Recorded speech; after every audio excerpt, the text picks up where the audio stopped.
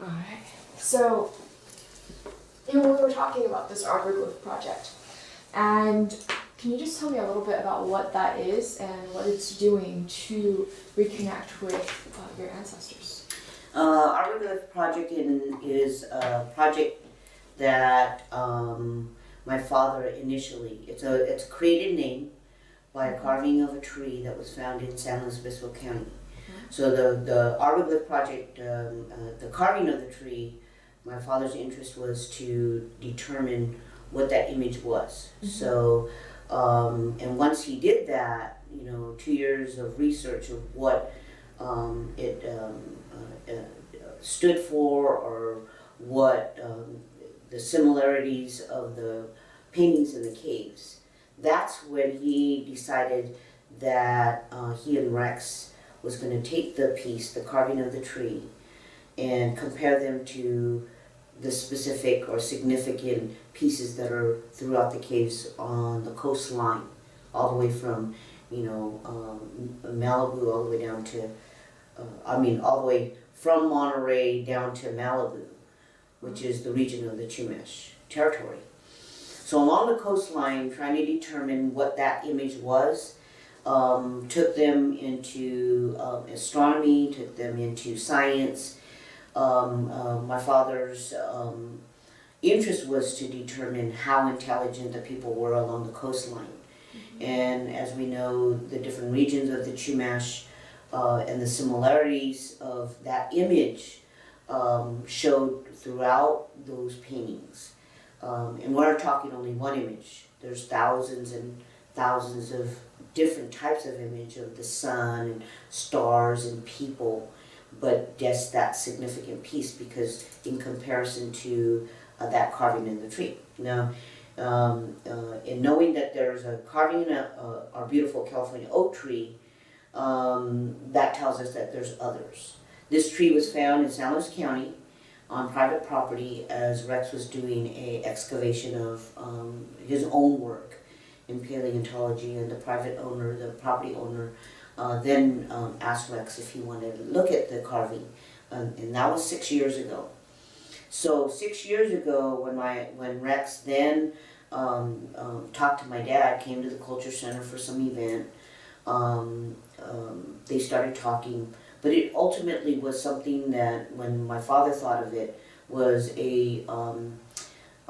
his determination to explain or express the intelligence of the Chumash, because we feel that, as our family has experienced, that as a people on the coastline, they had to have some intelligence to build their boats, build their homes, endure the elements of the coastline and the ocean. So that's what drew my dad to figure out what was that image about, what were they doing, who were the individuals that actually did the carvings or the paintings. And we believe that those were significant people in their village. Mm-hmm. So it had to be a spiritual person. It had to be somebody that was of some caliber within the village. I mean, as far as if they were the chief, or if they were the medicine person, or if they were a teacher, whatever it may be, they had to be significant people. My understanding is that people today, in sharing the life of the Chumash people, they were just hunters and gatherers. So my father was determined through that to know that he wanted to express that they were not just hunters and gatherers, they were people of the land, and they were able to live, and endure the elements. So that's what kind of drew my dad to further research. So 6 years later, we now are looking at the image of the Arbor Glyph, and hopefully you can get some images so you can relate that to in your article. In deciphering each piece of that carving, mm-hmm. which then tells us in the painting, the paintings in the caves, each piece of that painting had to mean something. We talk about the paintings in the caves are stories. which they are. I believe now, after the 5 years of research and the gathering of that information, that as a Native person, there was messages that were being sent to be handed down. Because if we could imagine, and my theory is that if they didn't write them down, which they didn't in the old days, they were told through stories. So then, how would they leave those stories behind? Well, by the paintings and the carvings, and then the people that, today remembering the stories that are being told. So the information that we've gathered through the arboglyph is now a spiritual journey that my father's experiencing, and even myself, or even us as a family. Providing this information in our cultural center so that others can see and share and then learn from it. So in a sense, that's kind of, handing down those stories. But the technical or the scientific part of it, I feel that just through the arboglyph or through those images and that spiritual journey, that all comes into play. I really truly feel that what we're experiencing today is a spiritual journey that we all do. We all have a spiritual journey of the purpose of what we are doing on this planet, and that and through those carvings and those paintings, those things are now are being able to. We're being, as a tribal people or Native people, we're being able to obtain that information and confirm what we're sharing with others. So even though that we've talked about the California Indian being stripped of their traditions, being stripped of their language, I think just through that and our spiritual, every single person's spiritual or soul or connection to their roots is allowing them to confirm what they're going to be teaching in the future or what they're going to be sharing. So I strongly feel just through the arboglyph, opening those doors and other avenues of that spiritual journey, the stories that are being told, I think that it's allowed us to confirm what we're going to be doing in the future. You know what I'm saying? Yeah, I do. You said that with the arboglyph, I mean, there is some trouble with interpretation, correct? I mean, because it's the symbol and you have to interpret it within the cultural context that was somewhat lost for a period of time to understand. As you said, stripped of language and stripped of culture. Mm-hmm. So what I'm interested in is now that the language has come back, Samala has been, you have a dictionary, you can translate Samala into English, and you have the field notes of John P. Harrington that are also translated now into English by Dr. Applegate.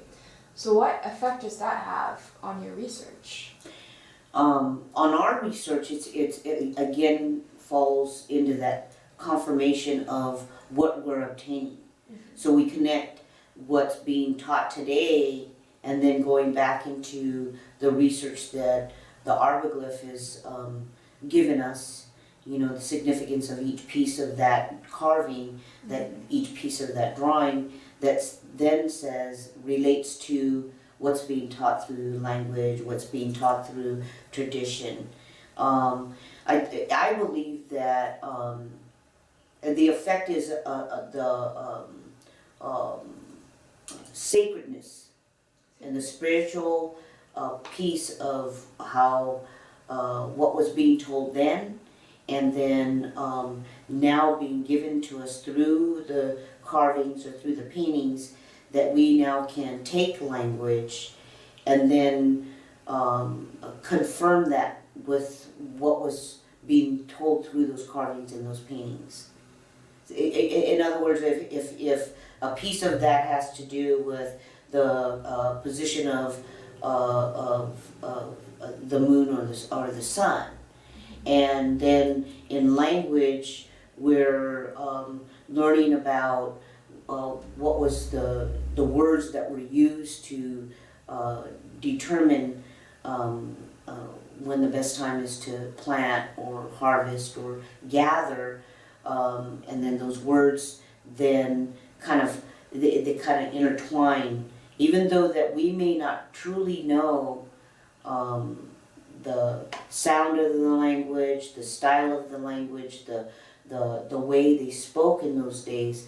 Just those pieces, every little piece counts in trying to create, not create, but establish or revive, you know, because I'm convinced that it's a spiritual journey, and if we truly believe in what we're learning and teaching, then everything that's being brought to them, from language to dance to paintings to, it all kind of confirms what we're going to be able to give to the future. Mm-hmm. So all these pieces come together, and you can recreate as best you can how your ancestors lived, or how they interacted with each other. Yeah. Yeah. Exactly. So even though there's so much time in between now and when your ancestors were living without All those missing pieces. but it's still possible to recreate some pattern that was going on, Mm-hmm. despite repression from the government, despite the missions. It's still completely possible. That's just amazing.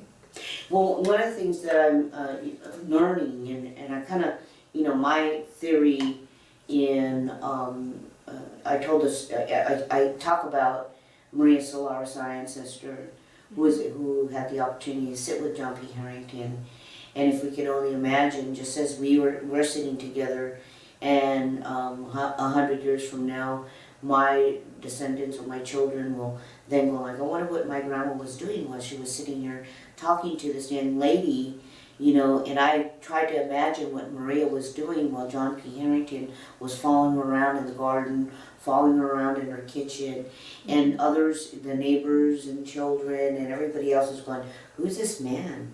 Even though that at that time, what's explained to me is that Maria has already been converted. They're no longer living in their village. They've got a home, a roof over their home. But I strongly believe that what she learned, and even though that John P. Harrington's sitting in front of her asking the question, spiritually she had the opportunity to share something that maybe one day we'll be sitting here going like, now that's why Maria said that. Mm-hmm. Why? What was it that she was trying to tell me? Just like we do with our grandparents and our great-grandparents. Yeah. We reflect back on what they, now I get it. So was it her intention, or was she guided to make sure that whatever she's sharing with them, that she would be able to share that, and we as Native people reach out to those pieces? So now, even just by those stories and what she was told, through the arboglyph, we're taking those pieces and comparing those notes, and then saying, and it's kind of far-fetched, but it's a reality of seeing that come together, because we're seeing it because of the work that my dad and Rex has done in gathering that information through those images. Wow. Yeah. So I remember, apart from the field notes that I was reading through, where Maria was talking about how when she was little, her family member would sit her down and talk to her all about the old ways, the old religion. And when she wanted to go out and play, he would say, no, you sit and listen. This is time to just sit and listen. And that's how she learned more about the old ways, and then related that to John P. Harrington. So she kind of grew up with more of a cultural understanding of where she came from. Where do you stand on that? What was it like for you growing up? Were you just mainly identifying with your Filipino roots, or was it more with recognizing when your dad started becoming more and more interested? Growing up, more of my Filipino ways, because Mom was, as they call us, American born.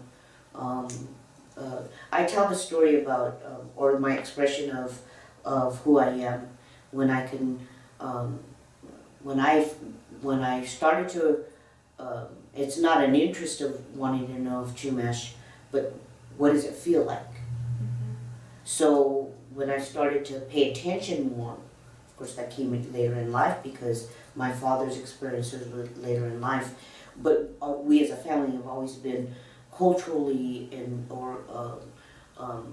learning our traditions and our, even though that we lived in a life of, dad worked, mom participated in all the community, we lived that normal life, but there was something else taught to us about being proud of who you are, being feel good about living in your own skin, because most of us look at others and go like, oh, I wish I had straight hair, or I had curly hair, or my skin wasn't so dark. We were a family that was taught to, it wasn't like pounded in our head, it just the experiences that we've did with our parents and our family, participating in cultural things, and it was most of it was Filipino. So then when I started to pay attention after leaving my county job and coming over and working with my parents in the nonprofit, even though that I was a daughter that took my parents to many, many events, did I pay attention? Was I just the daughter that drove them and took them to places? But I started to pay attention. I started to listen. Even though that we as a family, we talk about growing up in a family that does a lot of cultural, we might be kids that are running around and playing while the adults were doing their event, but we're still participating. We're listening, we're smelling, we're tasting the food, we're taking part in it, even though that we're kids that are running around. So if you could just imagine, that's exactly what we did until I started to, as an adult, starting to pay attention and finding interest, and then truly knowing and wanting to experience that Chumash life. Yeah. And that was when I left the county and came over here, and then worked with my parents, and then really started to see my father know that before he leaves, this is what he wants to leave behind. And it may not fulfill him completely to know that he was Chumash, but those pieces will be important because it'll be his contribution to his community. So when I explain about my Filipino heritage and then comparing it to my Chumash heritage, one day I found myself saying, being Filipino, I could hear it, smell it, taste it, see it, because I heard my grandparents speak the language, I ate their food, I smelled it, I lived it. But when I started to look at my Chumash heritage, I was lost. I was hungry for that information. But I started to pay attention. I started to participate. I started to listen. And because my father got more involved in the last, I think, 15, 20 years, then, me as an adult, I started to participate. And it was one day when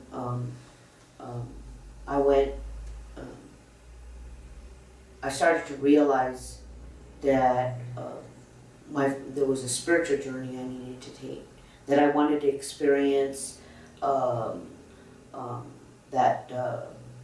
what do you call that? As they call it as Christians, the Holy Spirit. Or what is the other sayings that when you feel the Holy, well, that's those Catholics, when you hear the Holy Spirit, or you're, I'm lost with the words.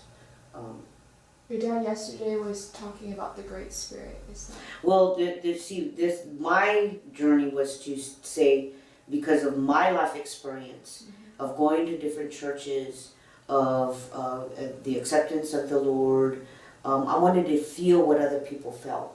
So my tears, and now that I look at those experiences of my religious connection, the place that I wanted to worship, the place I wanted to pray. I wanted that. So now that I've found that,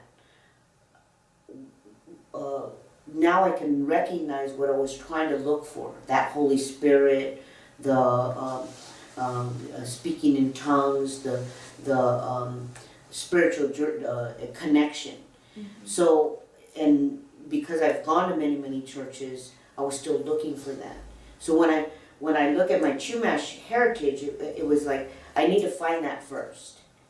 I need to experience that spiritual connection. And where can I find that? I don't know if it'll ever happen to me. And when I did is when it was summer solstice. Let's see, Liliana was born 2005. And it was 2004. There was again another time where my dad says, I want to go up to Pine Mountain for summer solstice. Would you drive us? And without me knowing, it was the daughter that was going to take him up there to summer solstice. And what they do is Mount Pinos is a significant spot where in the old days, what the stories are told is a significant sacred area that the Chumash used to gather because it overlooks the whole valley of the coastline and all you can when we went the first time, and there I am, I'm driving them, didn't really pay attention at that time. But in 2005 or 2004 when because we've gone to the mountain before, I knew of that, but this time when my dad asked me, I really want to go. So I decided to take them in that summer, 2004, we went into the circle, and they do this whole ritual of making the circle and the fire in the middle and the significant spot that is found. And I went through the motions, people would gather for family's prayer, people would gather for song, people would gather. I could just remember so clearly the sounds of the wind, the sounds of the birds, all those things, because as they prayed and they talked about it, all those things came really clear. You pay attention. But I just didn't know I was going to find my spiritual dinner that day. The connection of what now, all those years of trying to figure out what that was, I had no idea. So as I was in the circle, and I really said, I told myself at the moment, I'm just going to listen to prayer, and I think it had to do with the person that was conducting the whole service, as she was explaining. This is your church. This is your place to give your prayers to the fire so that they can go to the Creator, so that they can relieve you of, and it was prayer, relieve you of all your troubles and, or giving you strength. And so I really paid attention. But it's when they started to sing, the bird singers started to sing a song, and I couldn't open my eyes. My eyes sealed shut, and I could hear everything. I could listen, I could hear my mom, I could hear everybody talking, but I was in a place where I really felt something's coming over me. So finally I experienced that, and that gave me awareness of my connection to my Chumash people. But it still left me disconnected because of not knowing, not hearing, tasting, feeling, completely of being Chumash compared to how I felt with Filipino. So even though that those years I made that spiritual connection, and all these years of seeing what's happening with our Chumash kids today, even with my own kids, learning the song and the language, and it's allowing me to say it's okay if you don't know enough, but in your lifetime, whatever you're learning now, you'll be able to share with your children, or give those stories so that they can be carried on through the culture center. And again, my biggest thing now in having the cultural center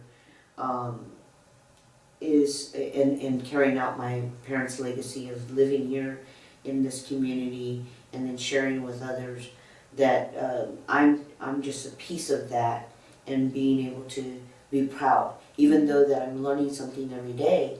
So that's where, my feeling about feeling Chumash, I'm proud of who I am, but then my experience of really knowing, I have to allow myself to say, I'm still learning. Yeah. I just know that everything that we're gathering, or we have the opportunity to learn from others, it'll just allow us to keep on growing as Chumash people, even as a family. Because some of us are still disconnected, within my own family, of not really knowing, because again, when you don't know who you are, or you don't know your heritage or traditions, even though you may not live them, then you find yourself disconnected. You find yourself not really knowing where you stand in this world, or what your purpose is, or what your goals are. So identifying with your culture establishes your identity? Mm-hmm. Definitely. Yeah. Well, I think that finding all the pieces and carrying it on is just absolutely fascinating. You could relate it to, in fact, what your ancestors were doing when they painted on the caves, trying to carry it down to further generations. Even though now we definitely don't have all the pieces, it's still something that's going on, that same tradition of passing it along. I think that's absolutely fascinating. So even though it's not there, some of the traditions, some of the spirit is still alive and well. That I really respect that. Yeah, and I really feel that is happening. I really feel that it's piece when you even see little children, my own kids, when they absorb a song or a word, or that right there is being handed down, or questioning or asking or taking part in. That right there is just, when people ask me, is there any full-blooded Chumash? And it hurts me, hurts my heart to know that. And it's the same as the Filipino. Filipinos, when they say, well, how come you don't speak the language? And there's a whole history behind why, when people came here as immigrants, when they had to learn English, there's just a whole process of living and learning in a different community or environment, or whatever it may be. But it hurts to not be able to completely say, but then I'm proud to say that what we've done up until now. Because if it wasn't for language, this is another piece that I strongly feel about our language. Even though when I looked at the dictionary for the first time, I had no clue how to pronounce any of the words. There's some that might look like Spanish, or and those were in question, but it's when I went to the class, and I only did 2 classes, that and I was so hungry for it, I just absorbed it, and I was able to read the dictionary and listen to the words, and others that are speaking it, I listen to the sound of it. But I feel that through language in the last 10 years, for the Samoa language has given us the opportunity to write songs, tell stories. They now are, if you look at the history of the Chumash of this area, any of our gatherings or any of the intertribal powwows, we weren't out there dancing or singing 10 years ago, but we're all out there now. Our little kids are out there, our elders are wearing their basket hats and their ribbon shirts. So just through the language has allowed us to open those doors, and then again confirm what we always believed in, what was handed down, is saying you're in the right direction. And what we create now and what we share 100 years ago will be something that, in comparison to what we lost, we're able to know that as Chumash people, we were able to hand that down. Yeah. That's amazing. So, let me see. I think we've just about covered everything. I think, do you actually know any songs in Chumash and Kamala?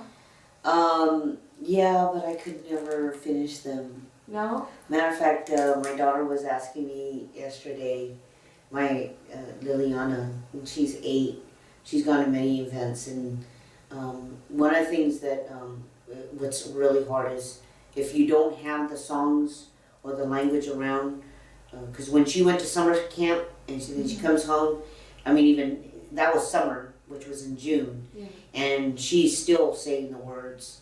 But if we're not practicing that or speaking that at home, then you lose it. So sometimes we find ourselves struggling with that because I want them to use the language.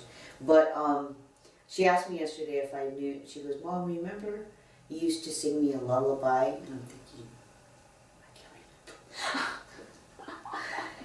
And but it was a welcoming song, and it was part of the welcoming song that I sang to her, and it was either humming or. And then I made up my own songs. I remember, I find myself, going like, well, if I don't speak the language, I'm just going to create my own songs, and and I'll sing them to my kids. And do I remember them? No. And of course, those are the things that you go like, why didn't you just write them down, or your thoughts at the moment? Because we as people, and our writers do that constantly. Our songs, our musicians, they get up in the middle of the night and start writing, But I've always told myself I do that, but I never do. So it's kind of cute that she remembered that. Yeah. I hear Lily actually sang a welcoming song on one of her field trips. What was, can you tell me a bit about that? Did she just start singing? We went on, and again, this is allowing our children to carry out of who they are as Chumash, and some of the songs and traditions. And again, it's based on language. Yeah. So even though that we would have the ability and the opportunity to have a professor decipher what's being done or what's being said in that wax cylinder, because even when I listen to the wax cylinder, I don't know if you've ever had the opportunity to hear that. I think the Santa Barbara Natural History Museum would allow the public to hear that. I don't know if it's locked up or I don't know if it's even available for the public, but I couldn't get heads or tails. So technology allows you to just take it apart, and he was able to write that dictionary. So I still think that through language we were able to instill that and the interest that we have today. So when my children, and again, I base it all on our 10 years of experience of reviving our traditions and our language and our songs.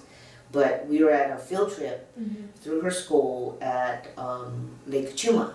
And Lake Chuma is there's many, many villages, but Lake Chuma had a beautiful exhibit of the Chumash people that lived in that area around the lake. And some of the stuff I took a picture of, going like, well, I don't know if some of the wordings about the exhibits and things like that, but the kids just loved it. And learning the respect. The docents were very, very informative, very respectful, but we're outside, and a docent was explaining, a ranger was explaining about the oak trees, the live oak and the valley oak, and and then she started to explain. And of course, I, as a parent, because I was waiting to see if they were going to mention anything about the native people of the area. And I'm not critical, I'm just, okay, you're doing all this about this land and nature, where's the people, And they did. She did an excellent job. The lady started singing. And my daughter, without me, I didn't think she was, the lady did an excellent job in singing the welcoming song, but my daughter puts her hand up, and she said, Liliana says, I know that song, I learned it at camp last summer, or whenever, and then she says, well, was I singing? The docent says, well, the ranger said, well, was I singing it correctly? She goes, yeah, but if you don't mind, can I sing it for you? And I'm thinking, wow, okay, you know, and I was just so proud to see her do that, and she sang, and of course, you know, at 8 years old, it's her interpretation, but it was a Chumash child singing the song. Mm-hmm. So did they get that? You know, the children around them? Or I know the adults did say, oh, there's a Chumash child here and she knows the song. But you hope that it was like her just recent experience. November was Native American Month. Mm-hmm. And every day she wore something that was having to do with her heritage. She had a feather in her hair, or she wore a necklace, or she wore abalone, or she brought something from home, instruments, tools. So and that was her idea. Wow. Until one day she shared with me, she says, Mr. Timon was talking about the Chumash people, and somebody behind her, one of her classmates, put her hand up and says, well, Mr. Chamberlain, are there any Chumash still alive? And, she was sitting in front of Lily, and the girl innocently asked, and that question is always asked in the classroom to this day. You know, are there Chumash still alive? What do they look like? But Mr. Chamberlain said politely to the girl, she goes, well, turn around, she's behind you. She's sitting behind you. Because her innocently asked, is there Chumash alive today? And then the teacher says, well, look behind you. And Lily's sitting there smiling, you know, and that again gives them a sense of pride. That again gives them a sense of interest of who they are. Because again, when I look at myself and say, I can live, breathe, smell, taste Filipino, but I couldn't do that with the Chumash. But there's still that interest and hope that our children are going to be doing that, because that's something that I share with my dad. You know, it may not be in his lifetime that he can speak the language fluently, but it's a guarantee that they are, because they are speaking it fluently now. Wow. Yeah, so there's no doubt. And it may not be my children, but it will be, you know, who knows if my children even take part more often than I.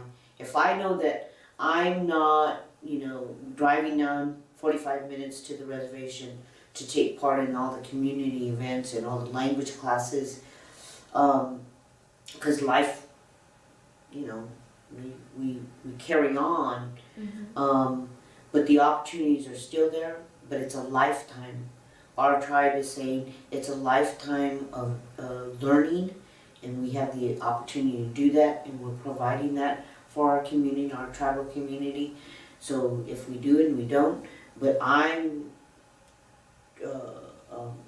hoping and teaching my children that the opportunities are there and they can take part in it, and they have, you know.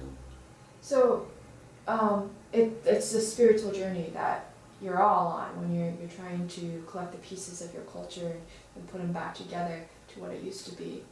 Do you see an end for this spiritual journey? Maybe not in your lifetime, but in maybe your grandchildren, your great-grandchildren's lifetime, or does it never end? I think it's already proven through just our experience in the 6 years of research of what we did on just that one image, that again, it goes back to what I'm seeing, and you know, scientifically, spiritually, and the reason why I say scientifically, because we want to show what our goal is to take those images to determine how intelligent the people are of the coastline. But when in doing so, we found ourselves saying, but what's being told or what's being gathered by our anthropologists and archaeologists is actually things that are being given to us spiritually through those images. So then taking that and taking that, was that their intention as spiritual people that did the carvings and the paintings in the caves? Was that their intention to know that someday it'll be revived? Mm-hmm. And I spiritually believe that that's what's happening. That we are now being able to say, okay, that, we could be skeptical as our anthropologists and archaeologists today have.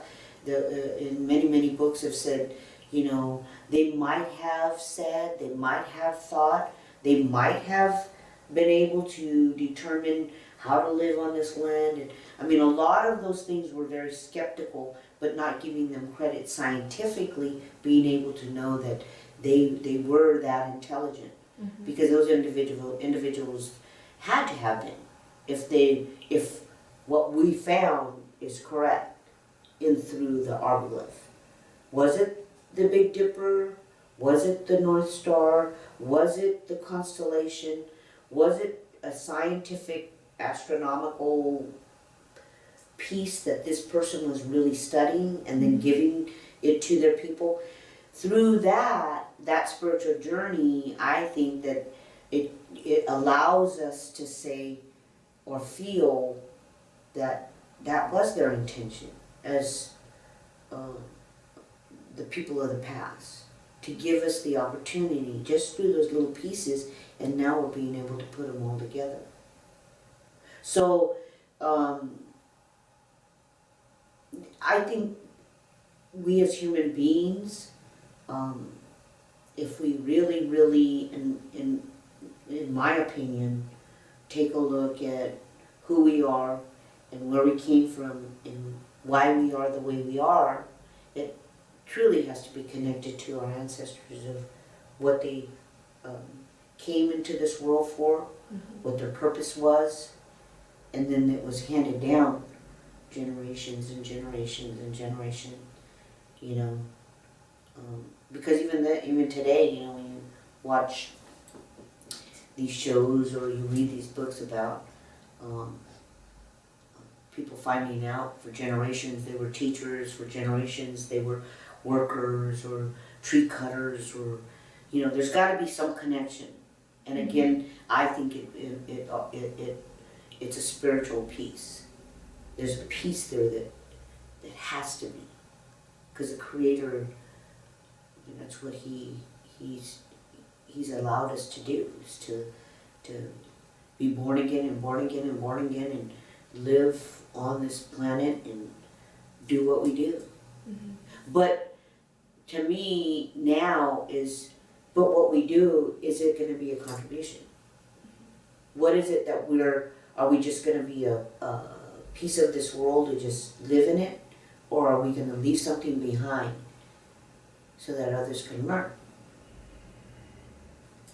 And that, for you, is the ultimate mission of that the center of yourself. Of myself. Well, thank you. You're welcome. Thank you. And I do hope that it does pass on to future generations. It will, especially with today. We're able to record this interview. Yeah. And you're able to record things and put it on your computer and save it. Yeah. So it's much easier to pass things along today. Well, that's why, at 82 and 81 years old, my dad can write his book, and one of the things that he can't find an end. And I think, again, there is no spiritual end. There is no scientific end. There is no end to learning and finding more. But Dad and Mom at 82 is proof to know that what we learn or what we give back to our families or to our community is more important than just being here, and that's why they created the Culture Center, so that others, and I only learned that in the last 15 years. Even though that a lifetime of, running around as a kid and not paying attention, they now have a plan. And I think again too, the Creator, our Father in heaven, He's put us here to do that. To know that when we finish our life, what is it that we leave behind? And I think it's critical right now for our family that we're seeing that through our parents. What is it that they want to do before they go? And how is it that they're going to end, because you can literally plan that out. They're proof of that. My grandma's proof of that. Every grandparent, every parent. You can literally, plan that out. And I can see that happening today. I look forward to see what future generations do with what I they know. leave behind. I know. Yeah, to see Thank how you, how Mama. much fun they get. Thank you. It was an honor.